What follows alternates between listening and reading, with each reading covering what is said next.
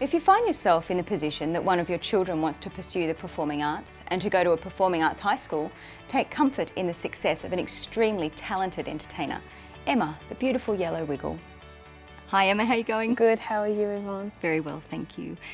Tell me, where did you go to high school? I actually started my high school at the McDonald College of Performing Arts. So I started from year 7 there and went all the way through. How did you get into McDonald College? At that time, it was quite prestigious to audition. So I auditioned and got a scholarship there for jazz and ballet, which really helped my parents out with the fees. But yeah, I just remember being absolutely stoked. I do remember receiving the letter in year 7, like just before I went, and just jumping all over the lounge room. But that doesn't really happen anymore. There's still auditions, but yeah, I was just really lucky at that time. That's fantastic. Now, McDonald College is a public high school? It's a private. It's a private high school. Yeah, Newtown is the public version, I guess. So, going to a performing arts college, does that mean that you didn't have to do maths and English? I think a lot of people get excited because they think that's the case, but it's definitely not. And even when you do your HSC, at that particular time, we did it over year 11 and year 12. So I sat some of my HSC when I was a year younger, and then the rest in year 12, which was so much better because I just felt less stressed, and I was still able to do all my dancing, and I got to tour to China and America, New Caledonia and France, all to dance while I was still there do my HSC at the same time. And I think, I remember in primary school, you got to be chosen into selective schools, and I didn't end up going because I really wanted to dance, and I don't think I would have got my UAI if I'd gone there. Like I actually excelled because I was still doing dance at the same time, and throughout the day we'd do 4 hours of academic and then 2 performing arts.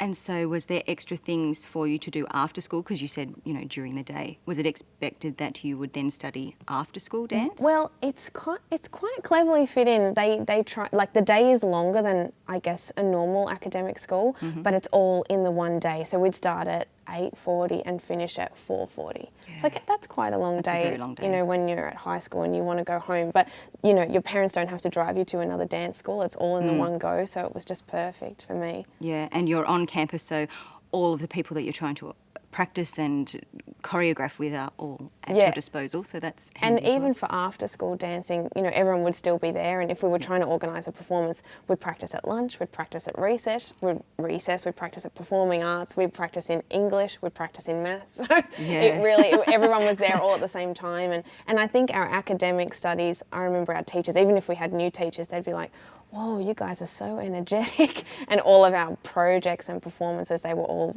you know, started to be a lot more theatrical. I just danced all through up until high school and then all the way through high school as well. And one would assume you then danced after? Yeah, I wanted to dance after, but during my HSC, I actually discovered filming, and I did like 4 films for my HSC, and I got approached by Sydney Film School with a full scholarship to study straight away, but they thought that I was in year 12, so they'd offered it when I was in year 11 because I was still doing my HSE, so it was a bit confusing. Yes. But they held the scholarship till I finished, and I did a full-time year at Sydney Film School, which was just so out of my depth. I was really young.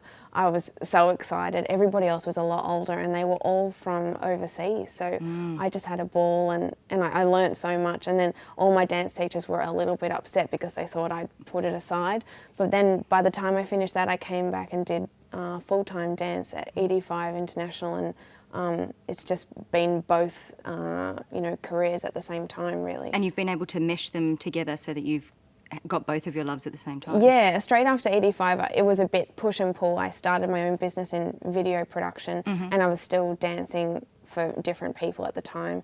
And then when I got the Wiggles, I auditioned as a dancer, and then halfway through, Anthony found out that I had done video. He's like, oh, please, please, please, can you do some behind the scenes filming? And so I started with that, and then ever since then, I've just been able to do both. So it's really good when we're here in Australia, we'll shoot the DVDs with our crew, and then when we're overseas, I'll shoot everything. That's fantastic. It's amazing to have 2 skills that you can do.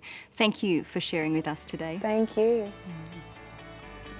I learnt from Emma the power of being passionate and driven. She's a testimony to hard work and unwavering parental support.